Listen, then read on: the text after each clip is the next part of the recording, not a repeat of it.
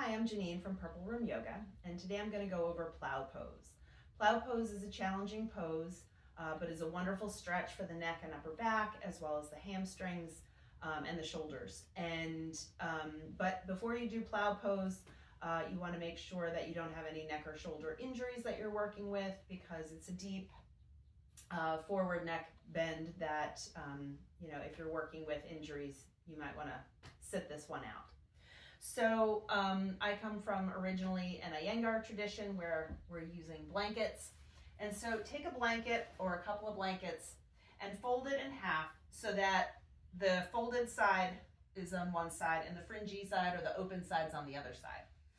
You're going to lie down on the blanket so that the shoulders are on the blanket and the head is on the floor. And then this gives a little space for the neck because you don't want to compress the neck.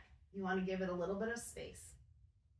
And now for traditional plow pose, Halasana, you want to press the hands into the floor and bring the hips up and over with the feet to the floor.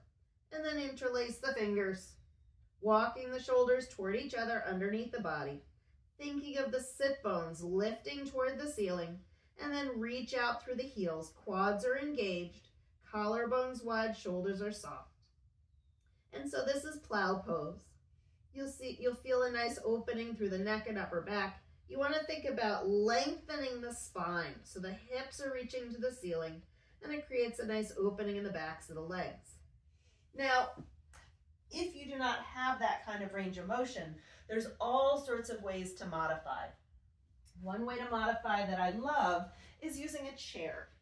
And so you want to bring the chair sort of over your head, coming back down, so that when you bring your feet over your head, the feet come to the chair. And it just creates a little more space in the neck and the chest. If you have large breasts or things are falling forward, it creates a little bit of space. So bringing the feet to the chair, and then you can either have the hands on the lower back, or again, you can interlace the fingers and walk the shoulders toward each other. Still lifting the hips toward the ceiling, reaching out through the heels, feeling that nice hamstring opening. Collarbones are wide, neck is soft. Breathing here. And I find that to be a really nice way to do plow pose. But if that's still not enough space and you're kind of choking yourself with your chest, feel free to lift the hips a little bit and bring the hands to the hips. So it's kind of like a half shoulder stand. The head is resting on the floor and you're supporting your hips and your hands. And you just get a little bit more space in the chest and in the neck. So those are some nice variations for plow pose. If you have any questions, just leave them in the comments. Thanks for watching.